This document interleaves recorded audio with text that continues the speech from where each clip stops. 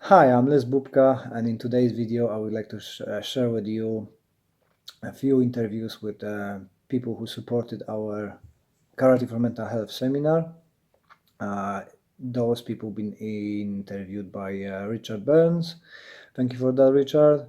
He allowed us to share the clips on YouTube and or through other social media, so you can watch it whenever you need it, whenever you want it.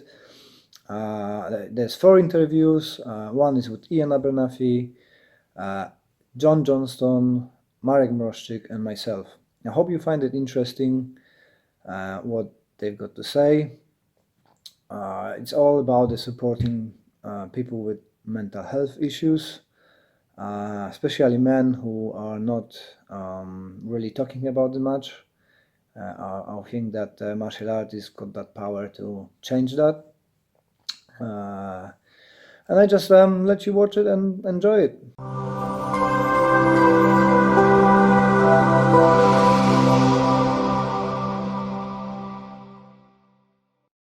Iain Abernethy. Richard Barnes. What are we doing here? So today is the Karate for Mental Health Day, which Les Bubka has organised for the last couple of years. So the idea is to get martial artists of all stripes, different types, come together, share a day's training, raise a bit of money for a mental health charity that we've chosen for that particular year, and then just to talk about the ideas about how karate can be useful for some people in terms of helping with their mental health. So that's the main plan for today. Can it? I think it can.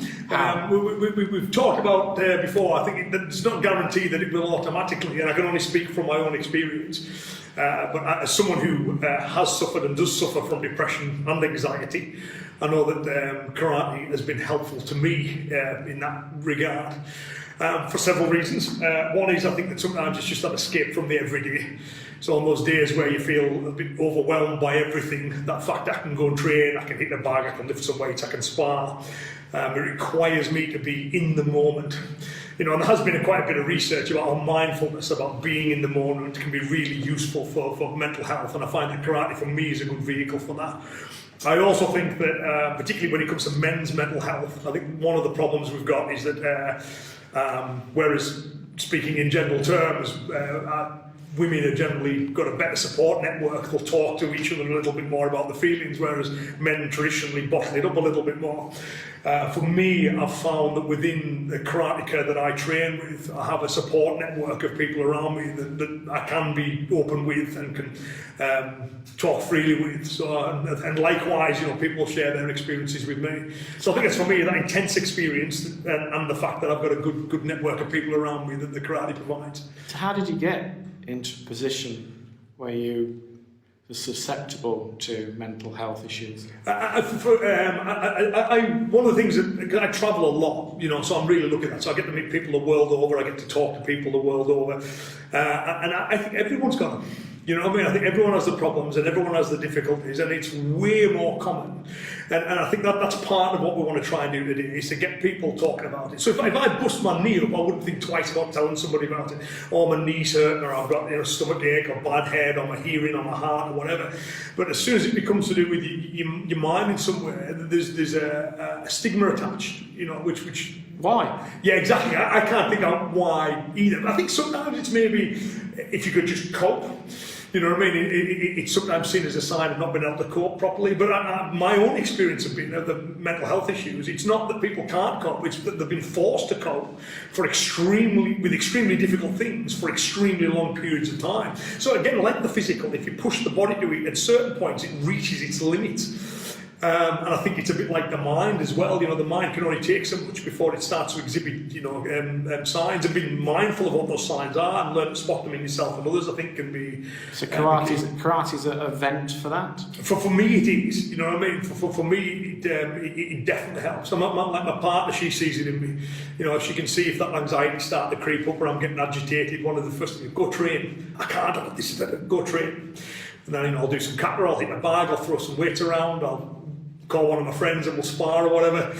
And then when I've done it, I always feel a million times better. Now, of course, different people are different, and I'm not saying it's an ideal cure-all for everyone. I can only speak for me, but for me, it definitely helps. Yeah. So a physical outlet is what you would advocate? For me, I would think everyone's got to find their own things. But the one thing that we can say in terms of the science of it that's been well researched is that helps with mental health issues for most people. Physical activity is shown to be as effective as a great deal of antidepressants, so martial arts provide that. Support networks, you know what I mean, which again I think, you know, the nice thing about karate is it can provide that for you, you know, it can provide people around you that you can talk to. And again, that mindfulness thing for me is just the fact that it forces you to be in the moment at that time. It gives you a break from it all. If you're someone like me, because I have a very busy brain, I'm sure people watching that, my brain will just do this all the time. So I do meditate on a daily basis, or as often as I can.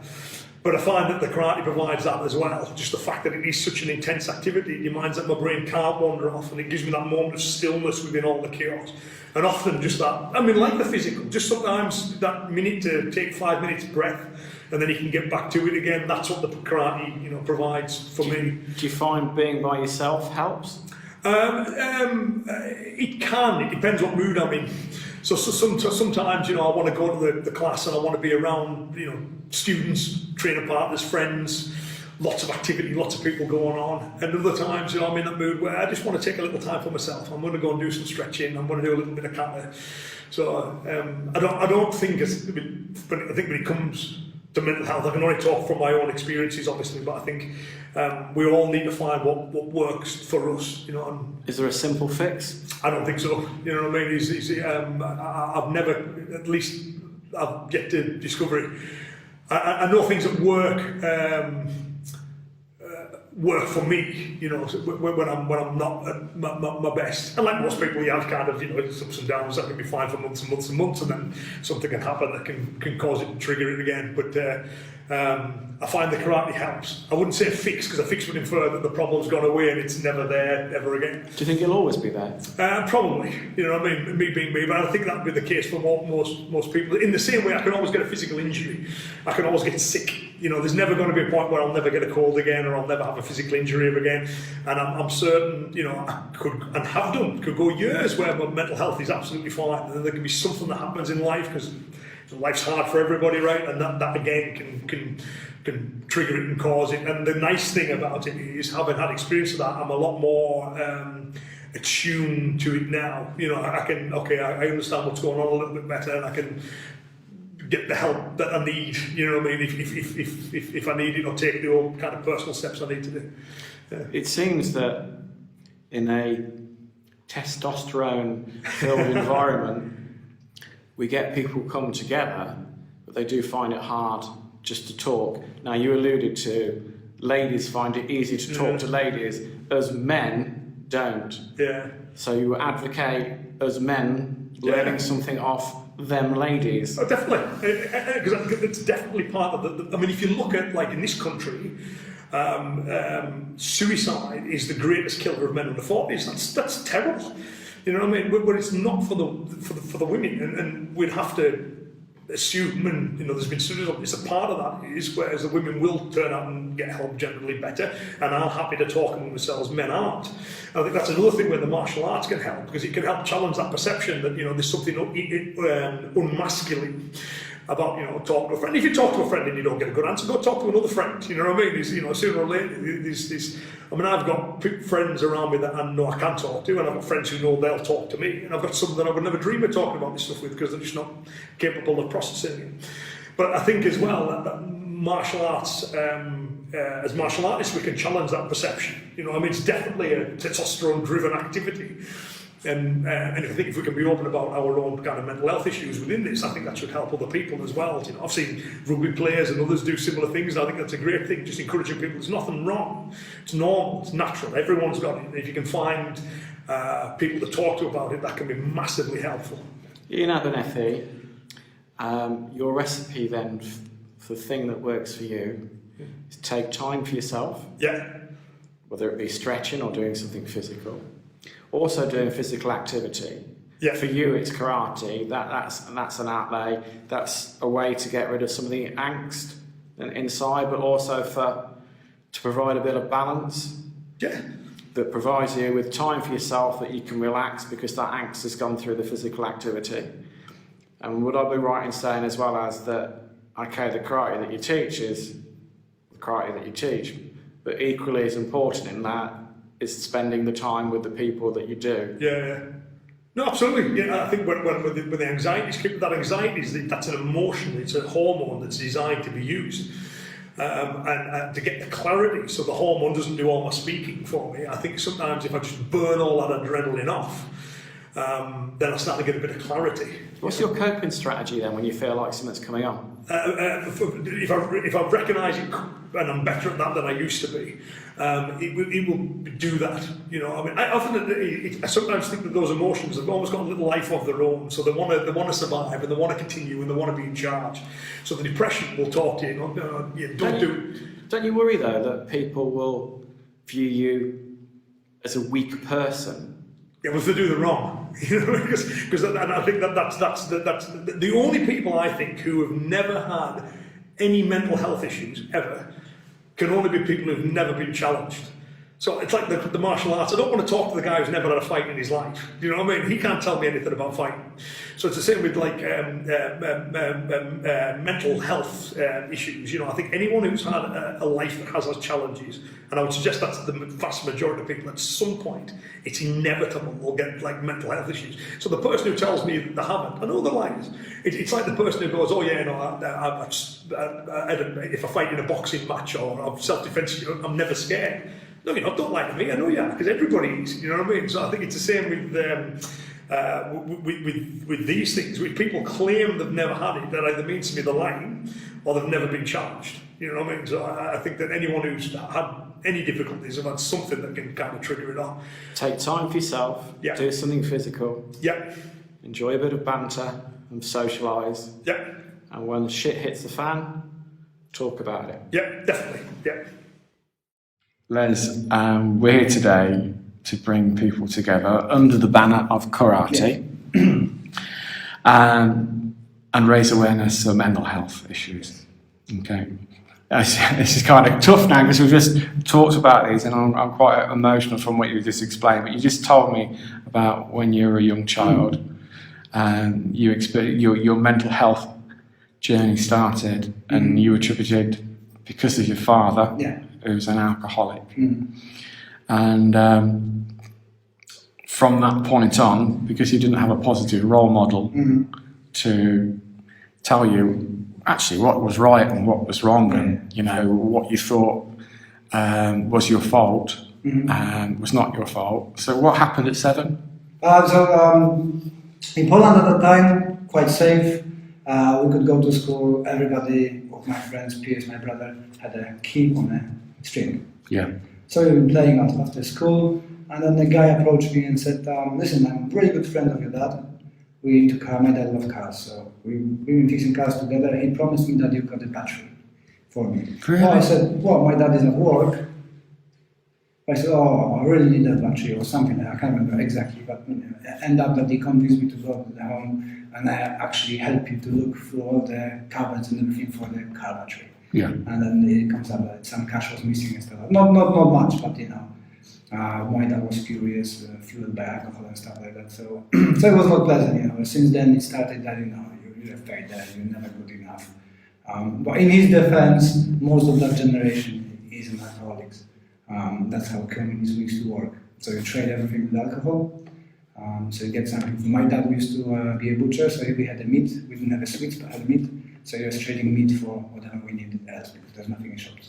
So to trade, you paid in vodka. So everybody was drinking. And in this defense, you know, I believe it's an illness, and he tried best he could or no. But I don't think so. I never met my grandfather, but I think he never had a kind of role model himself. Never been taught how to behave with children or cuddle and stuff like that. My mom cuddled me a lot, but my dad never. And from that kind of spiral, then I had one of my friends was drowning in a lake, so we managed to pull him out and develop fear of heights and kind of other stuff as well. And then in school, I never been particularly good student, so always been fearful and find excuses to not go to school and not study, and everybody was telling me to be nothing from you. What did your friends at school? You say you didn't. Did you have friends or you? Well, I did have a friend. I become really good with social techniques. So I become a joker. Nobody bully joker. I bully myself. Nobody picks on me. So I've been a fool of a class. So making jokes on myself, laugh at myself. That was my, I think, coping mechanism. And as well, the most kind of fearful stuff was going and speaking with people, other people asking for stuff. So I managed to convince people who I feel comfortable like raised with, to convince them to do stuff for me. Are you going to shop? Can you do stuff for me? So kind of manipulating people in that way. When did you realise then? When did you realise it wasn't right? I must have been quite well in karate. Later it changed to, I won't be changing with people. So at 16, I understand, you Yeah, started karate, but it was after you started karate that you came I still to... feel anxious. It's just, the kind of addiction to physical workout was stronger than fear of people. And I started to realize within the years that people actually appreciated me for my amount of training and how hard I train, not who I am on the outside. So it's kind of a behavior. But I struggled with, I found the new schools to not go to work because I couldn't face that somebody might tell me, no, we not employ you, or they fire me because my dad would just go bonkers. My dad was addicted to alcohol and work. So the work was the most important thing in his life. So for us, it was always, when are you going to go to work? When are you going to do work? So when you were 16, you started karate, you were physically training. So at what point from that journey onwards, did you realise that, your anxiety was not normal or you probably realised it wasn't normal, but what point did you realise you wanted to do something about it? I actually never realised. I thought it's normal. I thought that's me, that's what everybody goes through. And the training kind of hidden it. We had the displays, and somebody asked me to do the display, and then I was worried about it. But then we done the display, and I had a tunnel vision. Nothing else mattered.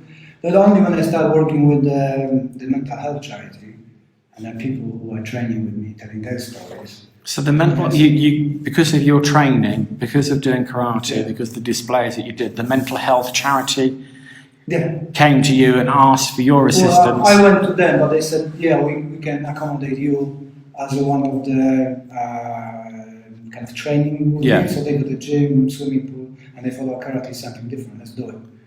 So that's how I got involved. And speaking with them, I started thinking, actually, I've got exactly what you're doing, social anxiety.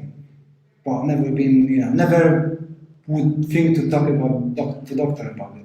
So inside. When you realised your uniqueness at that point, and you realise other people like that were being treated, what did you do at that point? Did you actually sought out help, or? I realised that through karate I managed to develop my coping mechanism. So was the head-on collision. So whatever was fearful to me, I would do more until it gets kind of comfortable. That's how I got addicted to seminars, because it was very stressful for me. So I thought, I do one in Poland with my teacher under his leadership. I invite more people with the next one, and it's getting less and less. And that teaching environment and having support from people like, now it's Iain, but Marek, the Polish guy, who kind of give me guidance without knowing that I'm suffering. By finding those role models within martial arts, I started kind of rebuilding myself and my confidence. And as well, I done a kind of paramedic school. They provide me training. I was teaching for some first aid in Poland for children and stuff like that, and that's kind of building me from the ground up. So, I think. At 16, you start doing something physical. You start to cope with life a little better because you're doing something physical, and you start to sleep better. Then, as luck would have it, you find out actually your uniqueness was not so unique, and then because of your karate and the fact that you've addressed certain fears, that you were then ready and willing to take care of those. So how are you now? Do you still suffer? I think yes. Interview now, stressful, but I think it's I'm not that scary. No, it's not about the people, it's the events. It's kind of bizarre and very difficult to express. because my brain works. Let's have an interview in my head, running through. This is gonna go wrong. That's gonna go wrong. I'm gonna make a fool of myself. I'm gonna be judged. I'm gonna be a failure. So when we're talking now, I have to all the time. No, it's gonna be good. It's gonna be good. It's gonna be good. It's gonna be good. What can happen? People know me. I'll tell you what can happen is I don't Well, press the button the first time around. But having spoke to we covered the first bit again and gone a little bit further. I think the second bit that we've done is more than the first. So let's bring it to today then. So we've brought a group of karate people together. What is it you hope that the message that they take away from today's session? I think that Iain probably said that as well because we're on the same page. Within martial arts is that view that we are all very masculine. People don't suffer. We are strong. We shouldn't cry. We shouldn't do this. And more we talk about mental health, like you said, the mental health is kind of word not going to be used. More we're using it, more awareness comes to it. So I hope that people having fun, meeting new people, training together, learning new stuff, possibly, can speak about it and bring more awareness to it that we can do something and people actually know that there are stuff which can help. The physical activity, it does have to be karate, it can be football, whatever. If you've got a group of people who support you without judgment, that's going to build you up. It is karate. I like karate, so I promote karate. It's nothing unique about it. I think maybe everything is unique about it, but every other sport or activity has got this uniqueness. Well, for me, the karate is got those building blocks when you're overcoming your weaknesses and you're building yourself with a bed up. So, do you feel there's a common recipe to overcome? Well, not actually. I think that's wrong because the more people I speak to about mental health illness, is once you've had it, you potentially will always have it. But what you will become good at is actually dealing with it, and you deal with it with your coping mechanism or the recipe. So, realizing with your recipe, you actually realised there was something wrong, but in overcoming the early parts of it, you actually did something physical. By doing something physical, you were then able to sleep, relax a little bit more, and then take yourself to the next level.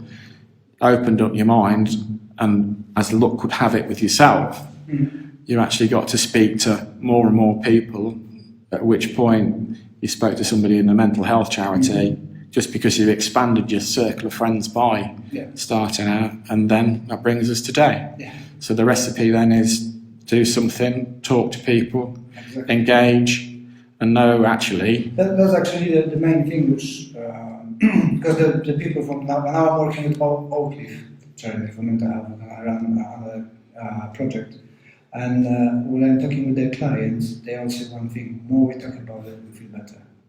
If you lock yourself in, you kind of eating yourself. When you talk about it, it's out of your system, and then you can do something about it. The more connections you make. Yeah. And that support group, without judgment, that's for me the most important. That when you're gonna make a fool of yourself, like in there, a few times said funny things and people done mistakes, and nobody looks at you. It's different. Are you still worried about being judged? Yeah, I do. Well, not so much. I'm getting more relaxed with it, but it's always somewhere there, how gonna people perceive me. Because I've always found it really weird to understand why the opinions of strangers matter more than the opinions of your friends. It's very, very bizarre because the brain knows it, but deep inside you don't want to be a fool. I don't know, maybe because I've been pretending being full all life, so it's just that kind of... But it's getting less and less. The more I speak with people and more stuff I do with different teachers, I'm getting better. Can I finish this with a personal question? Yeah, sure. A very personal question, and answer it if you want, or don't answer it. Your relationship with your dad now, or how do you think about him? My dad actually passed away about 8 years ago. It got better when I moved to UK and managed to be a foreman in the company. So for my dad, material didn't matter. House, car. So I had quite a big car, nice house, nice fiance. So I think he was proud. He never said proud. I'm proud of you or stuff like that. That was not in the vocabulary. It was, you're not such a big failure. But I think he was proud, and I think that it could have been better. if we both try harder. Being a teenager and having father not supportive, I've been fighting with him a lot, verbally, never physically, but he was kind of a master of mind games. So it's always telling of never hitting, but always the mental, never forgot your failure and on every occasion bring it up. But he did try to quit drinking for his last 3 years, but he kind of went off again. I think that was related to his work. It's kind of vicious circle. He lost his work because of drinking and age, couldn't find work, drank more, couldn't find work, drank more, and then eventually drank himself to death. But he promised he's gonna stop drinking, and I think that was the change in him, which I wish he would be longer with us, so we can kind of Talk more. get a piece together. And probably my mental health didn't help with it, because when you condition, you just follow that steps. And I think that with the mental health, actually naming what's wrong with you, it helps a lot. So since I know that I fit the social anxiety, it's easier for me to spot where that kicks in. So I think that naming it helps people a lot. I don't know if that makes sense, but hey. Well, no, I think you said you talked about a vicious circle. Your dad was in a vicious circle, and you were in a vicious circle, but you broke it by doing something, so, and making connections. Yeah, hopefully. Thank you for your candour. Thank you. Thank you. Thank you very much.